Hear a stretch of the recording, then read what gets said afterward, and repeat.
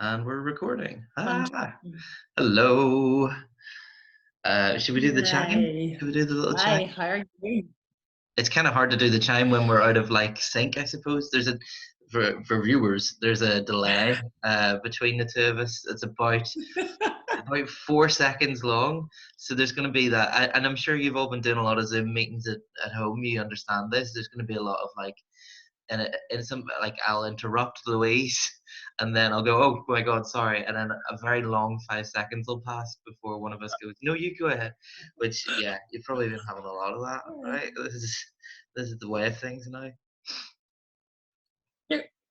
Here we can have a go at our therapy geeks, our little jingle. Aye, okay. Yeah. Well, if you go first, I'll wait about 3 seconds and hopefully, yeah, okay. You go first and I'll. Okay, so 1, 2, 3.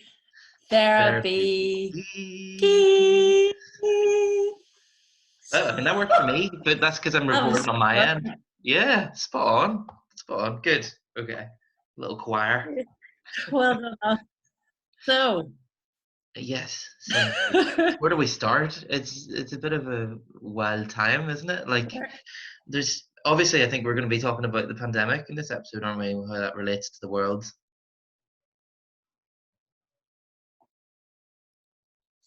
The pandemic.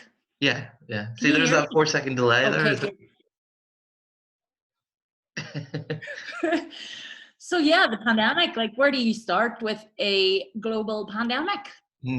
At home, I guess. Yes. So that was what we were thinking, like what things will it bring up for people? Yeah, and the thing is, it does touch like every aspect of a life, doesn't it? Like there's nobody who's completely untouched by this. Yeah. I think there's people like yourself and myself who are less touched by it, because you're saying yourself, like you home educate already, and you live out in the countryside. I'm a key worker, so not really a huge amount has changed in my schedule, other than it's harder to do some shops. That's about it. Yeah. But to the yeah. But it's hard, like it's hard if you're you're going to be impacted if you're a social being and you're aware of like, you can't you can't ignore the fact the streets are emptier. You can't ignore the fact that legislation is changing. The way that we are connecting with others is going to change. Like as time's gone on, they're like, even as the days go on, there's more and more restrictions that are impacting the way many people live. Yeah. So as you say, for like you and me, our lives are, well, my life's quite alternative. So it seems like I'm ahead of the game in terms of the home educating and all that there, and that's, don't want to brag, but for you, like your key work hasn't changed. Your comedy night has stopped. Yes, that's stopped for the time being. So for the moment, I'm not a comedian. I'm just a counselor and support worker, which is, it's actually kind of freeing, because it's difficult wearing so many hats. You know what I mean? It's better just to be two things, is what I'm saying, rather than being three or four. But yeah, well, you were talking about home education. We were talking about that earlier. About, well, what tips do you have for people who are having to do that at home right now? Yes, my thoughts are with you. It's not easy. It's not easy. And yeah, it's interesting, though it's doable, and I think a lot of the stress may come from people's expectations of what they should be doing, and possibly some of their limiting beliefs around their ability to educate their children, or their children to be educated outside of normal educational settings. That bubble. So I would say try to just flow with it and don't panic. Yeah, I think that's a good idea. Well, this is not normal. This is not normal. Yeah, I mean, like, Go And for like it. you were saying about the flow, I guess like the flow itself is your child, really, isn't it? You're saying to let the child sort Mm. of lead you in what they're passionate about, what they're interested in. Yeah.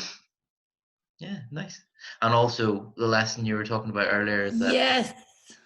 you don't Y- have You actual keep cutting control over out. Can your you child. hear me? Yeah, no, I can hear you. I can hear you. You're going in slow motion now, Oh, though. keep. Yeah. Oh, that's you now. Yeah. You were saying about not having actual control over your child, like because nobody Yeah. does really. Well, it depends on whether you buy into the whole notion like of coercive control. I try and think in terms of guiding, supporting, nurturing, and having faith in them as people that, you know, that they will learn and they will develop and grow and that they will ultimately probably they'll make mistakes because they're people. And also, but ultimately I think that in terms of their ability to choose and decide for themselves, like you have a duty of care, you have a duty of care to protect children, and I Mm, take that very seriously. But the more I've learned, worked with children, the more I've learned about child development phases and all that there, the more I think that, you know, children have a lot to teach us. mm, And, you know, I see it in similar terms to counseling. It's like holding space for them. And it's mm, not easy to hold space for your children. Like they're too mm, close to, they trigger you and they push your buttons. But holding space for them while they grow and learn, that's what I try to do. Believe me, I get it wrong. And my God, mm. it can be so exhausting. But this is not home education. What's happening now is an emergency situation. It's been forced on people that they have their children at home and they have to educate them. Mm, But this is not what home education that's, you know, that's elective looks like. mm, So that's why I think people need to try not to panic too mm. much. But yeah, it isn't easy. But for us, it works as a family. Yeah. Well, you're saying then that the situation itself is quite coercive at the minute, and so the challenge is to try and be not go with that flow, I guess. That not to treat it as being stuck in there with your kids. Maybe it's more like your kids are stuck in there with you, but yeah, to let the child lead, and yeah, I like that. I mean, I can't remember too much about what it was like to be a child, which is bad, I think, for a counselor. But like, Yeah. I think I think that's the sort of situation I would like, because there is a sort of feeling of anarchy, and as a parent, you can't really get rid of that feeling of anarchy because it's the way the world currently is. The minute it's a little chaotic, but what you can do is sort of you can integrate that rather than deny it. Yeah. Hmm. Yeah, absolutely. I love what you just said about anarchy. Aye. Like, what is your understanding of anarchy? Huh. Um, well, I mean, like, there's the common phrase, but there's also like the political ideology. I guess like the common phrase just sort of means that Yes. um, everything's sort of going crazy and there's no structure for anything at all. Um, and then the political ideology is everything's wonderful and there's no structure for anything at all, I guess. Absolutely. Hmm, So, for some people, this anarchy will be very, it'll fit. They'll be like, this is great. This is fine. This hmm, works for me. But for other people, where structure and routine and discipline and things being exactly in their place, this will be incredibly uncomfortable. hmm. Yeah, definitely. I think one of the things that kept me quite sane in work was that I created a very like well I created a structure because like normally there's since it's support work for adults with learning difficulties, normally it would be like, you know, Monday you go to this activity and Tuesday you go to this activity and Wednesday you go to this activity, and of course all those activities are cancelled right now. Yeah, so like it's more like on Monday we do something that I've made up basically. Like on Monday we do this art activity, and then like on Monday afternoon you lift some weights in the living room. On Monday evening you go for a walk, and like I did that with the people I support, but I've also started doing that with myself. So like giving myself times to wake up, giving myself Yeah. something to do for that day. And yeah, because like I mean, what you need to get you through this is a sense of purpose. And I think that's kind of what people are trying to do when they're saying like staying at home saves lives, which it is. And that is purposeful on its own. But also people like to feel like they're accomplishing something by doing something as much as they want to accomplish something by not doing something. Um, yeah, people like to be busy, is what I'm saying. Busy. Yeah, Mm, they like to be busy, but I like what you say about purpose. mm. Because yeah, like what's the one that you've referred to a few times, the man's search of meaning. Oh yeah, Frankel, And Viktor Frankl, yeah. So like Frankel. his big thing was that like what people want and need more than anything is to have a life that's meaningful. Um, to be Yes. yeah, and but he also said that you can create it essentially, and you decide what you want your life to be about in many ways. Like some of the things he said were actually kind of like CBT more than anything. He said like between each moment and action there's a space where a person can choose what to be. And he said that because he was he was a survivor of um, the Holocaust. He was in like a concentration camp, and he said that like there were still Mm-hmm. people who chose to help and chose to share in those moments. Like they were given a very tiny amount of bread, and he says there were people who would go to other huts and give some of their bread to the people who were ill. And he said, that is the last freedom. That's the one thing they can't take away from you, is the ability to choose what sort of person you are, from moment to moment. Oh, isn't that amazing though? Yeah, it's class. That is, I think that's amazing. Mm. And like you're making these choices whether you choose to or not. Like the people who have loudly been Sure. denigrated for like going to the beach a week ago, or like having like a party where they're all in close proximity and things like that. Like they don't think they're doing it, but they are kind of choosing to be a certain kind of person. And what's sad is they probably wouldn't even like that sort of person if they met them. But that's just me. Yeah. Well, but I agree. But I don't think a lot of people do actually particularly like themselves, or Well, they avoid themselves. They avoid looking and doing the work. mm, aye, let's have a party so I don't have to look in the mirror, basically. Yeah, Let's get drunk. Let's yeah, stay busy, so I yeah, don't have to actually sit and think, or sit and reflect, or just be, just mm, to sit with yourself, because yeah, that is like a lot of it is distractions, distract.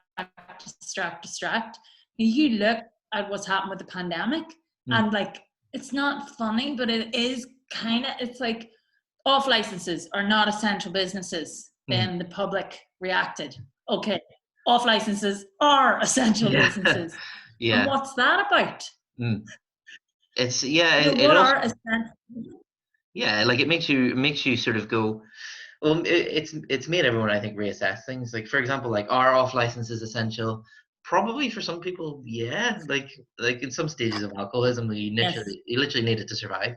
But also, I think there's a need for leisure, I suppose. And yeah, it is difficult. It's a hard one to pin down. I really think it should just be left up to like individual staff in off licenses. I saw I saw a post somewhere from somebody who worked in a wine mark. He didn't specify which one because obviously he would have got fired, but he was just saying like it was whenever they were still open, and he was saying like it's ridiculous that we're still open.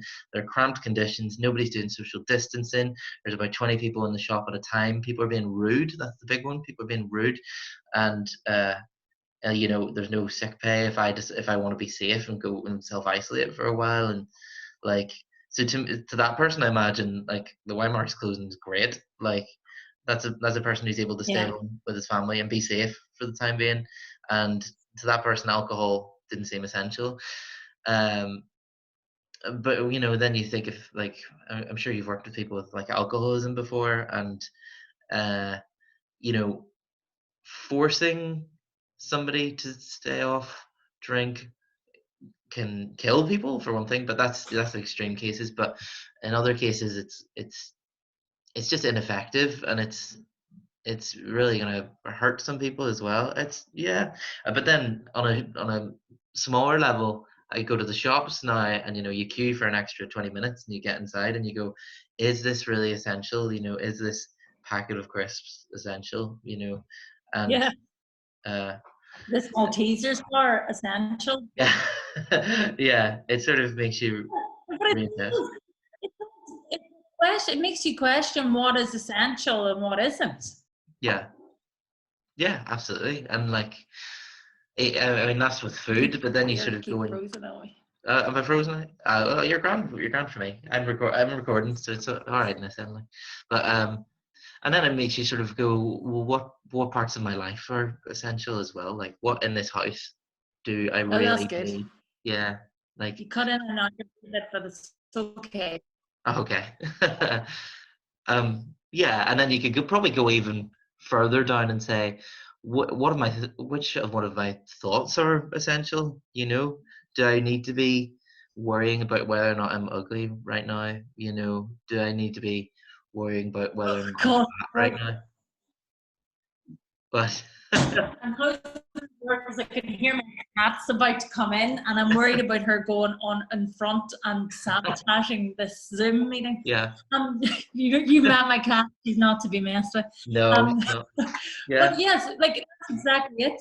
Like what's essential, and for a lot of people, their lives and what they miss. Like for me, my walk a day, my in nature. mm, I find is that, like I feel so much better mm, after spending time in nature.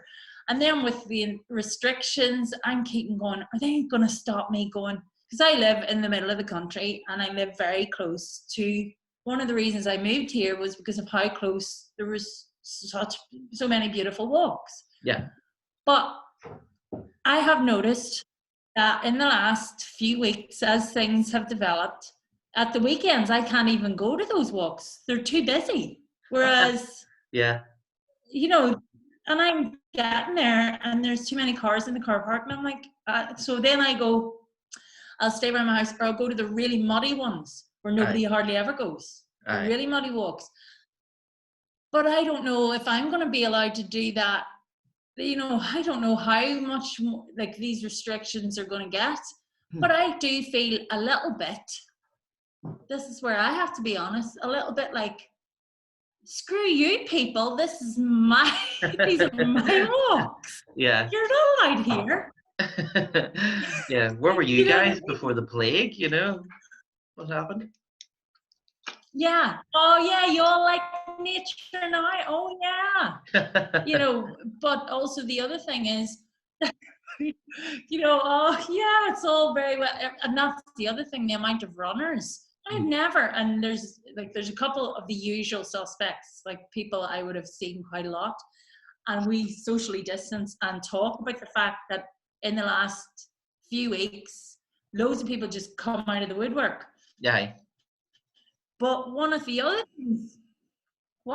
things, and this is where I have to look at myself because this is quite triggering for me, is the amount of rubbish that they're now leaving in these huh, places. mm, So that, like, you're using nature, but you have no respect.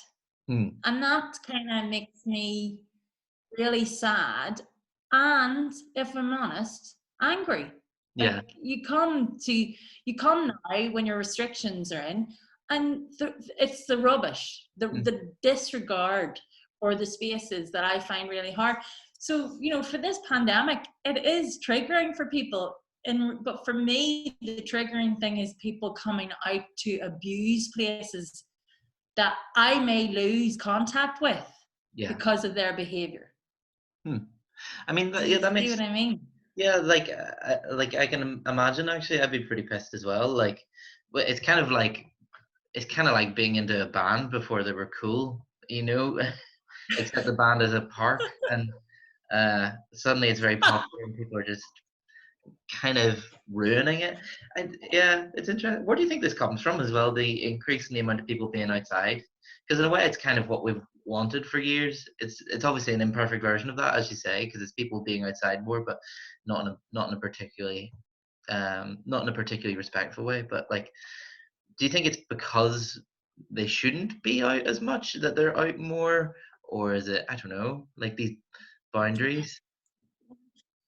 Well, this is it. You start to sometimes appreciate things that you have taken for granted, and you Yeah. start to maybe pant because you're kind of like, oh, I'm allowed to do this, so I'll do it, even though you were allowed to do it a few months ago. You didn't do it, but Mm. now the government has said you're allowed your walk a day. They're like, frig it, you know, the runner, like the people are, and that's where, like, if you look at, was it TK, no, Sports Direct, Oh, their sales were flying, yeah. because of like jogging, leisure wear, exercise, and they were like, we're essential service because they're all ready to start, getting fit.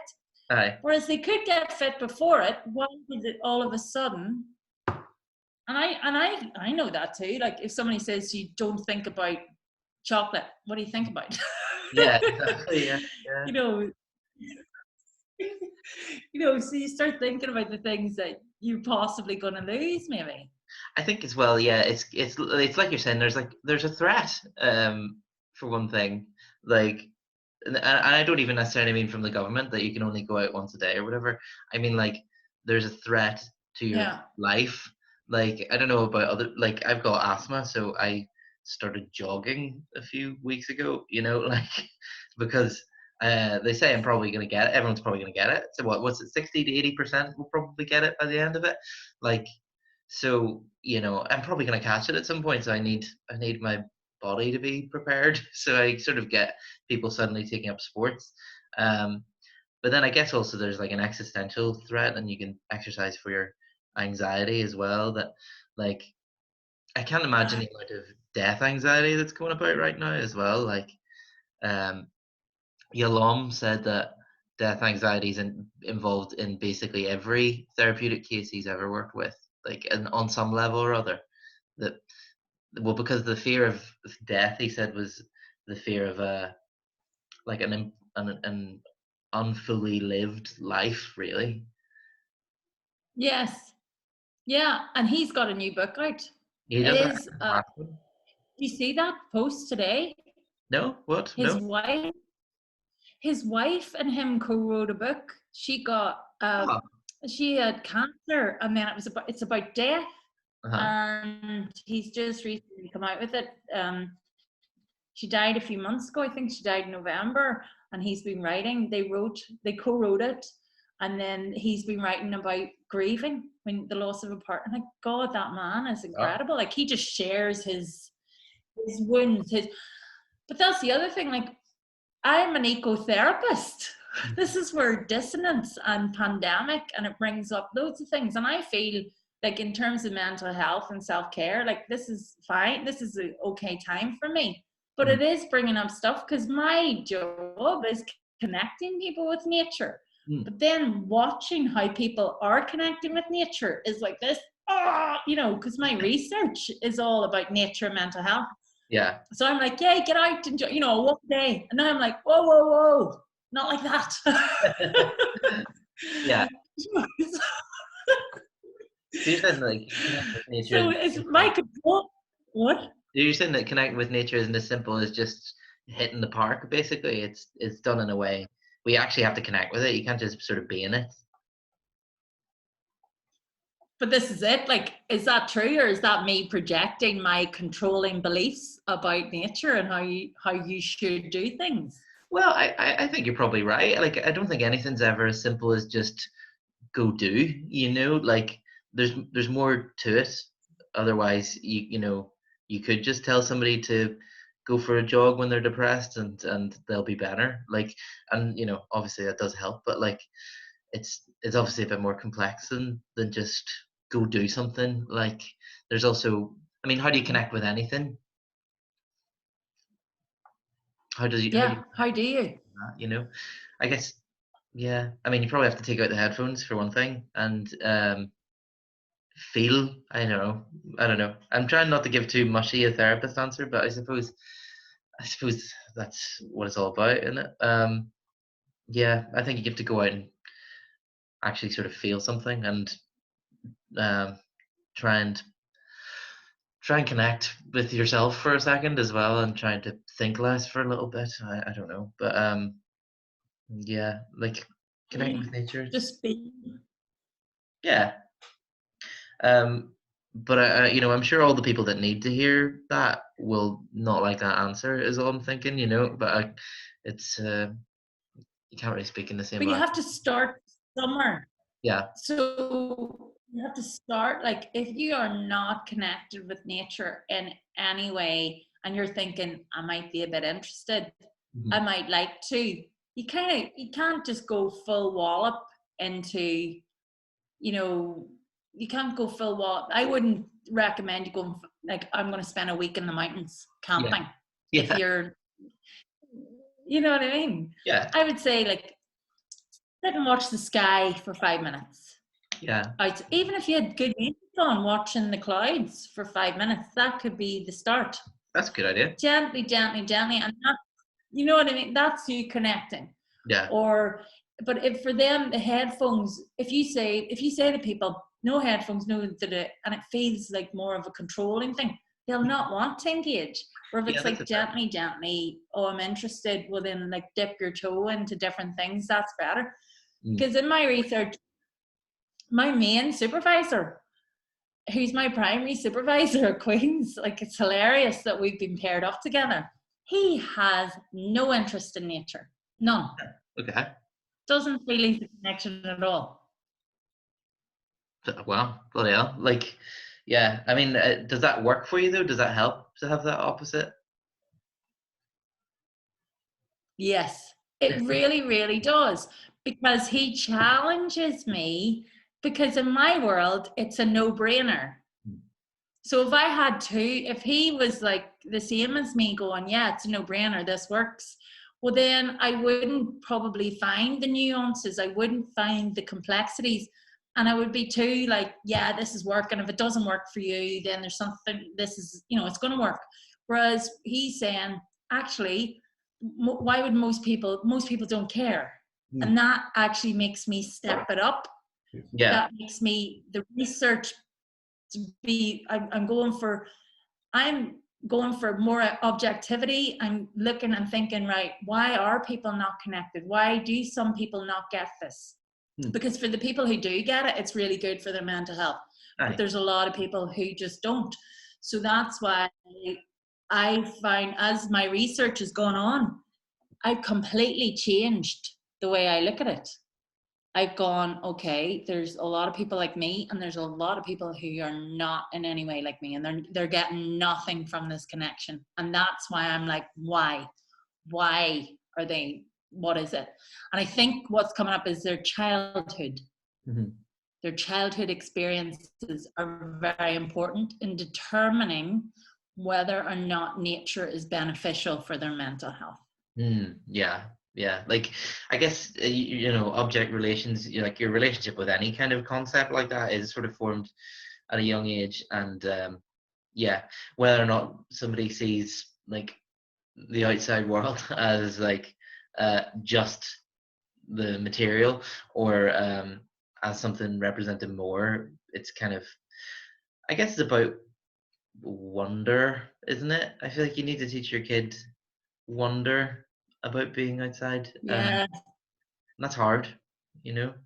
Um, But wonder about life, yeah, not just being outside.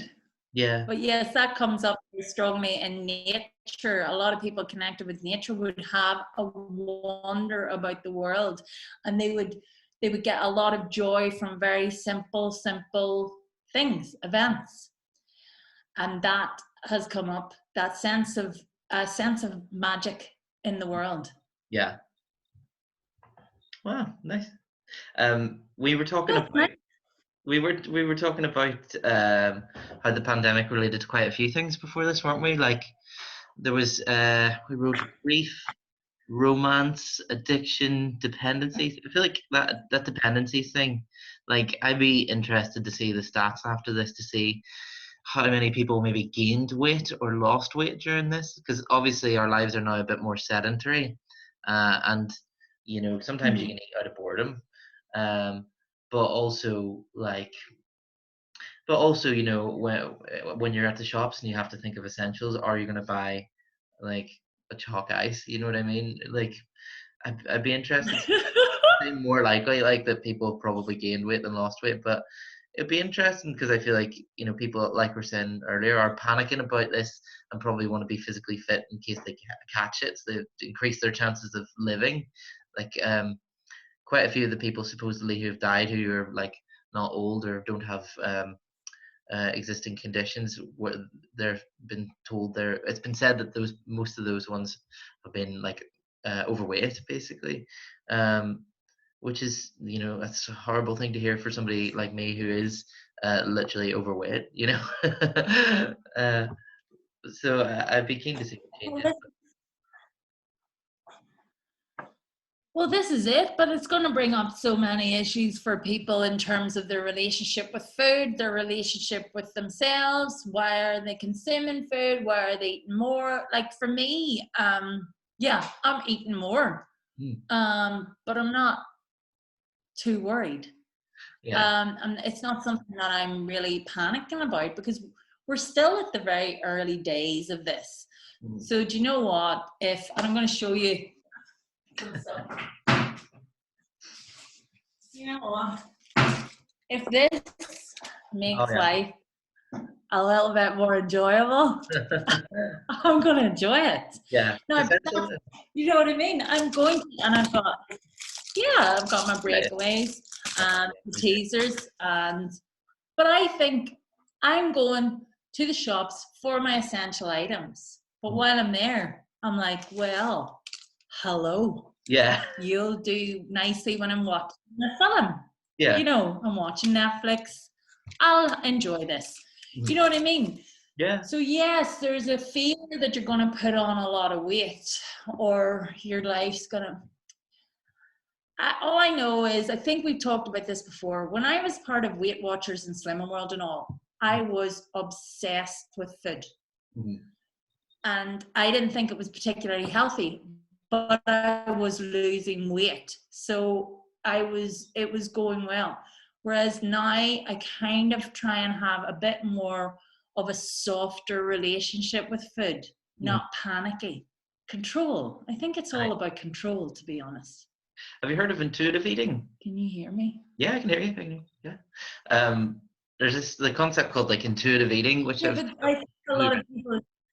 sorry, I've only read a wee bit about it, but it's basically like the concept is it's kind of like mindfulness, but it's a bit more. I think it's about like tuning into your body's hunger cues and letting your body decide what you want to eat and when. Um, I've only read Yes. a bit about it there. Like Sarah gave me a book called Just Eat It, which is great, and I feel like it's probably a good time for something like that, just let your body tell you what you're hungry for and when, rather than sort of going, oh, I need to lose weight and I need to do this and I need to do that. Like that's like kind of having a structure forced upon you. Yes. Mm. But actually, right, look, the word need, what do we actually need to do? Oh, what, to stay sane or just in general? What do we Well, need? what do we actually need to do in this time? What do we need to do? And this is where the idea of what's essential, what's not, what do we need, what do we not? Mm. So so I need to pay my rent. Yeah. I need to keep my give food, look after my dog. Like, so my dependents are my dogs, my pets. So the dogs and the cat and the two children, right? Right. Which I co-parent with my ex-partner, right? Mm. So I need to be able to provide for them. Yeah. Yeah. So am I able to? So that's like Maslow's triangle. So I've got Mm. my income coming in from research. So that's me sorted unless I completely mess it up, until 2021. So have I got my rent paid? Have I got my bills paid? Are my kids, my pets okay, right? Yeah. So then that's the basic. So I need to be fed, look at, right. What else do you need? You need a rest. Yeah. You need sleep. Yeah, absolutely. So what else do you need? Once you've got the basics, then you can start thinking about how you can do but those basic needs need to be met. Absolutely. Before you can do anything else. Let's talk about Maslow's hierarchy of needs, because I feel like that's pretty appropriate to the current situation. I hadn't even really thought of that. Like, so yeah, Maslow said that each human being has a certain amount of needs in terms of, like, it's a ascending order, and then at the top of it is sort of self-actualization, which is just reaching your potential, which is sort of where people are when they're being creative, really. And at the very bottom level is, the physiological needs, like, so it's food, water, warmth, rest, like you're saying. The second one's safety needs, so that's like a roof over your head, and like you're saying, is the two basic ones. And then the third ones are like belongingness and love.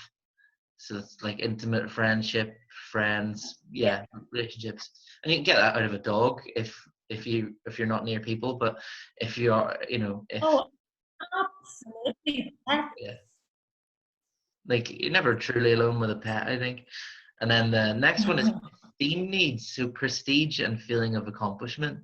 And I think, like, I think there's a move to try and make people feel like that by staying in, to encourage staying in.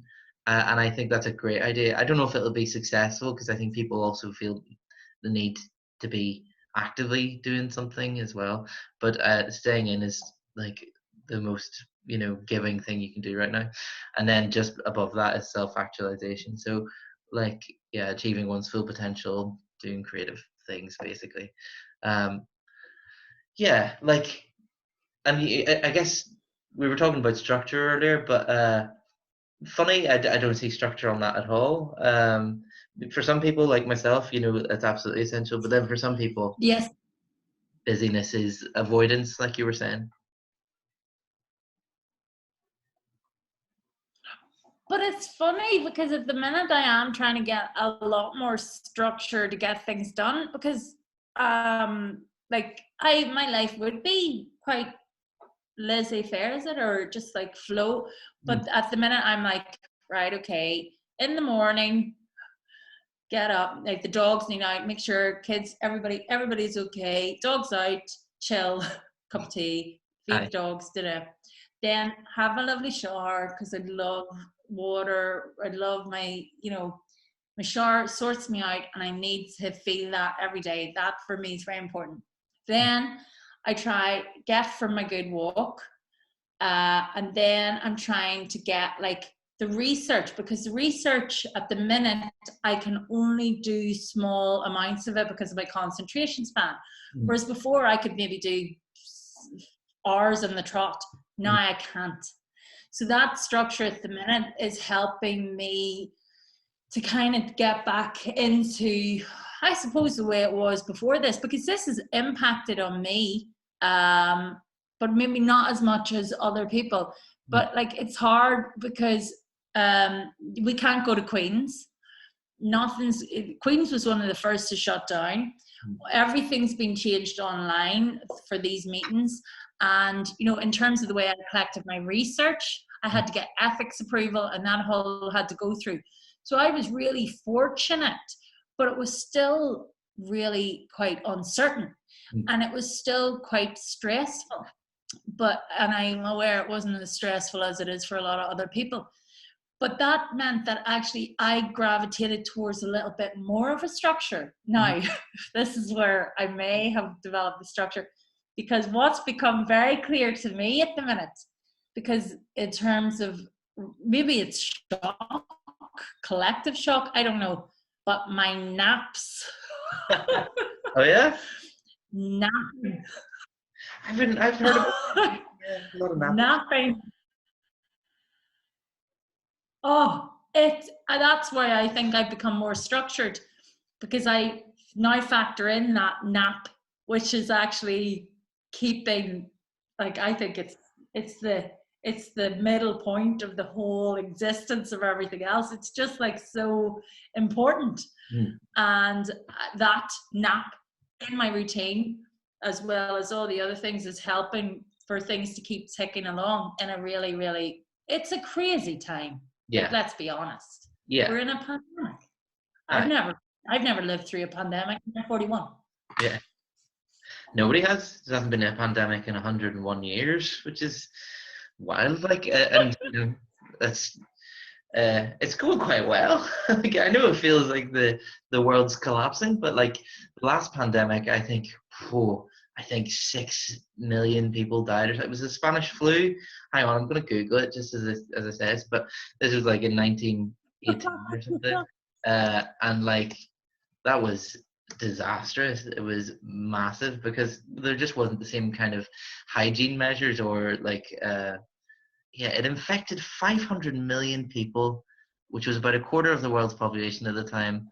The death toll estimated to have been anywhere from 17 million to 50 million, possibly as high as 100 million, which is, you know, like, so in terms of pandemics, this is, it's going okay. Like, I know it seems horrible, but um, it's, it's okay. Like, it's just the way that lives It, are it, changed. I think it it, makes people feel worse. That it's but not like it's like, you have to be very, very gentle, because this is the start.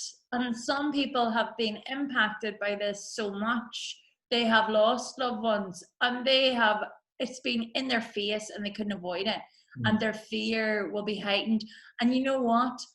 We feel like this pandemic's okay, but that's our perspective, and that we would not feel like that if we were on the front line, as yeah, in dealing with the ICUs.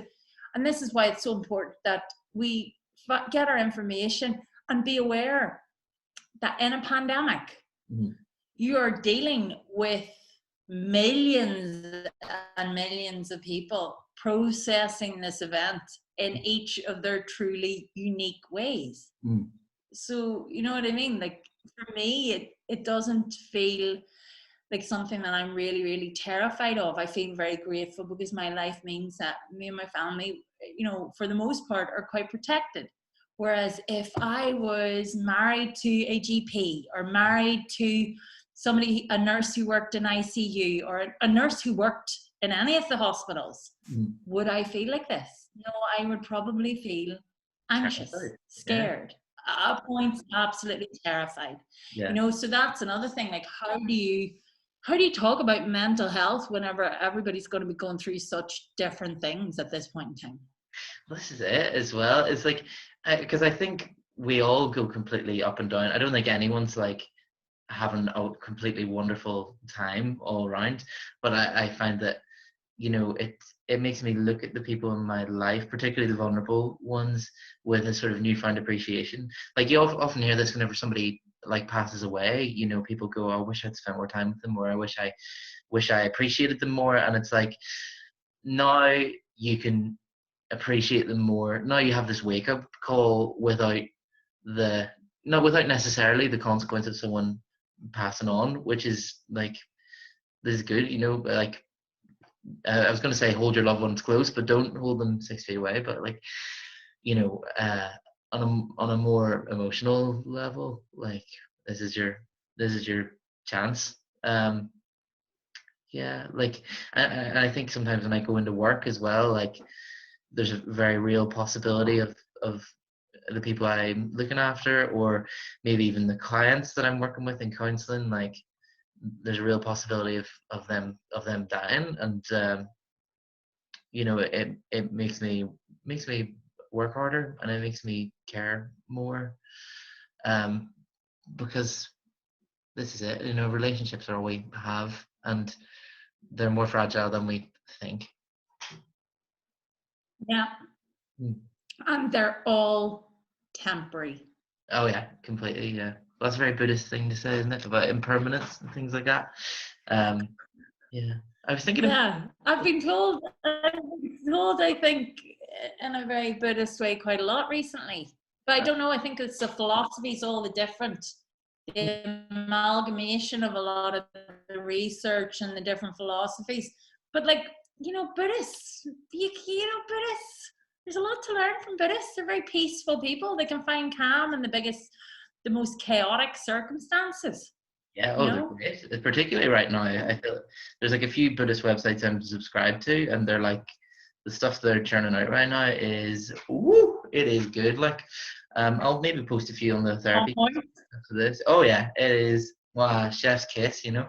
Um, Oh, you got it, Buddhists. The Buddhists are coming into their own now. I really like the you know that there's that whole famous quote where like Buddha said like life is suffering, and the initial translation of that is suffering, but what it actually is, the word is like dukkha, and what it actually kind of it can also translate not just to suffering but also like craving. So kind of what they were saying when they said that was that your mind is always looking for something to be fussing over like constantly, like so Yeah.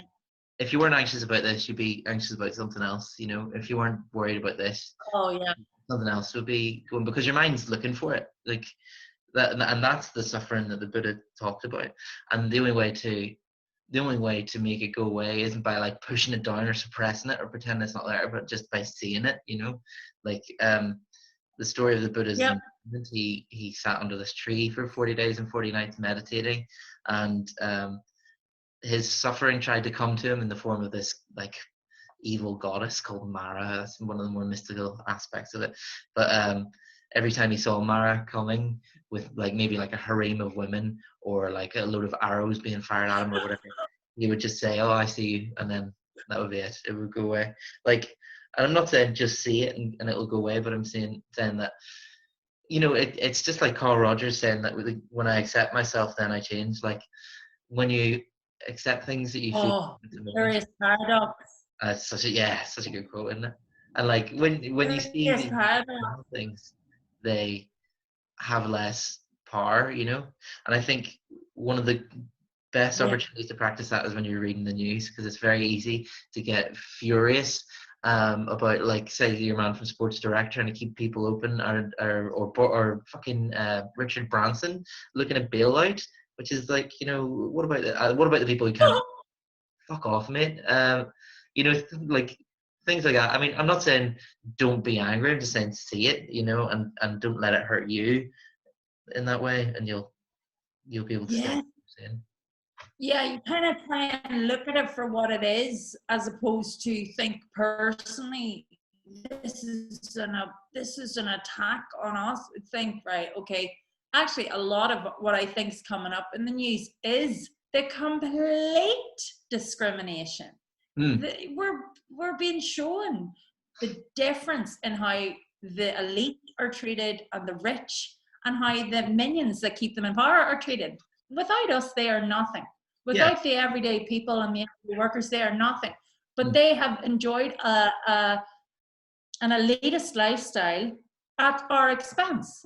yeah. So I'm like this, look at this, people. Look, yeah. Of course, Boris Johnson and Prince Charles are being treated differently. Mm, This is an elitist capitalist society. yeah. And of course, they're going to be getting tested for corona while most people who actually have it aren't. Of Yeah. course, that is the society we work in. That is the society that we live in and that we fully support, all of us, without even being aware of it. We all buy into it and we all support it. And it's incredibly corrupt and unbalanced. Mm, So instead of getting angry about it, go, yeah, that's the way it is. So you can either do something about it mm, or not. yeah. And then you know what will keep this going is not doing anything as well. But I don't really have a problem with maybe like Boris Johnson or Prince Charles getting tested.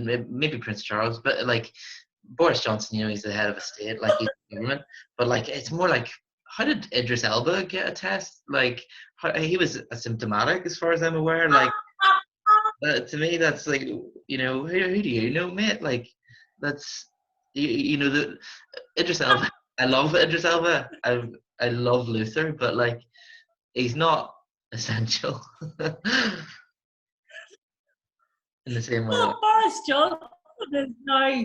So before he was running the country in a really dubious, questionable fashion, now he's running the country sick, Yeah. From his bed as well. God, I know. fucking off his head, like Yeah. on painkillers and whatever. And he's like, yeah, just do that. Stick him full of cocodamol and see what happens. Do you know what though? Like, Yeah, I oh said dear. this to Sarah, my partner earlier. Like, or no, she was sending it to me even a few weeks ago. Like, it might actually be quite good to have an egomaniac in charge, because, like, at the end of the day, he's going to do what he thinks makes people love him the most, which is why you're seeing some like relatively sensible bits of legislation being passed, like government spending being increased, and like mortgage holidays. I think they're about to suspend rent in certain cases. I'm not sure, but like stuff that is okay, but it's definitely stuff you wouldn't expect from like a conservative government, and that's because Boris Johnson Yeah. wants the UK to love him because there's a hole in his heart. But Do you think he wants the UK to love him? I think so. Yeah, I think he's like I think it's different perhaps to say Theresa May or David Cameron, because I think they want to be remembered well, but I think he's a bit more. They want to be remembered well, but they also want to stick within their sort of confines of their ideology. Whereas I think he's a bit more narcissistic, and he wants to be loved right now, and uh, how that can maybe influence him to be maybe a little more left wing. I don't think. I mean, I couldn't imagine David Cameron or Theresa May passing some of the measures that would have been passed the last few days. It doesn't mean I like Boris Johnson. I'm certainly never going to vote Conservative in my bloody life. But I'm just saying, at least there's a certain kind of ideological flexibility that I don't think you get with the others. I think it's panic. I just think the economy, if you do not keep There's that too. keeping these people, the workers, if Aye. the people who keep the essential workers, and actually at this point in time, you're seeing who's essential in the short term, right? Mm. In the short term, in a crisis, you need your frontline staff who are dealing with the most vulnerable, the most sick in society, and you need food, Mm. right? Yeah. They're the two that come up. You need your services. So you need, those are essential in the short term. However, in the long term, you're seeing that actually there's loads, it's a big web of Yeah. essential workers. So in the short term, we can do this as an emergency response. But in the long term, for society to work, we are all, many, many layers to this are necessary, are needed. Yeah. And that's where I think the legislations come in, because of the numbers that have been impacted. And because you think about it, most people, when they're getting money from the government, it's not like they're shipping it out to, they're not saying, right, give me an offshore account in friggin' the Caribbean or whatever, so I can avoid tax. Most of them are not that high earning, so their money is going straight back into the economy. Yeah. It's going straight back into the shops. They're not sending it out of the country. They're keeping it in the UK. Absolutely. Yeah. So he's given these people who are very important money so that they can keep the economy ticking over. Yeah, absolutely. Like, and that's what should have been happening for the last 10 years. But it's, I mean, better late than never, I guess, given, I mean, we don't really have any choice. We don't, I mean, he's elected, like, that's it. But yeah, here, I actually, That's it. Yeah. speaking of that being it, Here, how long have we been on? I actually don't know. It doesn't say. But I can't remember. Here, I'm we'll gonna have to. Well, I'm gonna hit stop recording in a second, and it says it saves it as an MP4 after the chat finishes. And okay, so is there anything you'd like to say before we stop recording? I don't know. I think I've said everything that's on my mind. I don't know. Stay safe. Obviously, wash your hands.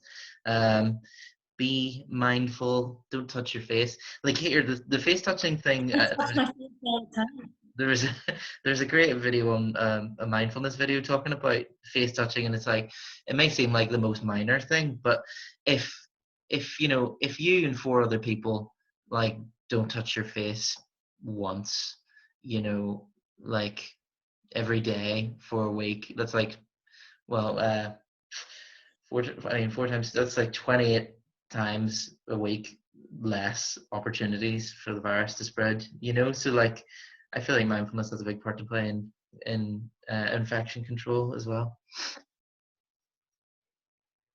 So, but I can touch my face in my house. Well, yeah, obviously, yeah, but like, I mean, it's just better not to in general at the minute. I'm trying. There's I no, know there's this no is such thing it. as safe. Washing your hands.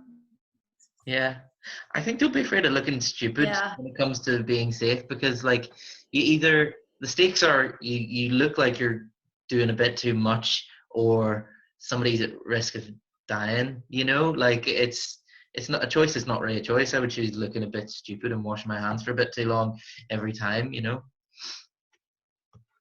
We're fucking comedians. We know how to look stupid, like. I guess so. Yeah, that's true.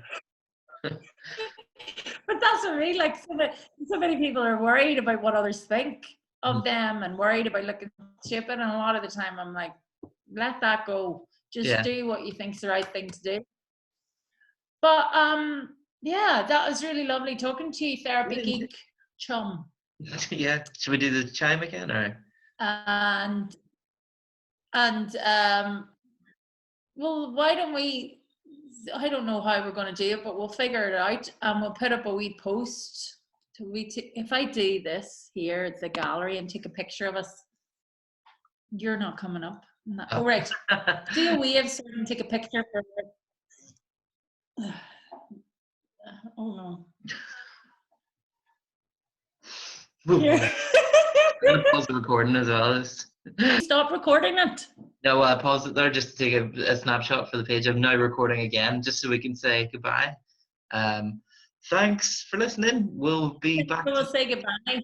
Yeah. Thanks for listening, and we'll be back hopefully with it before another 18 months of hiatus. Yeah. I don't know how long it's been this week. Long enough. I'm recording. All right. Listener.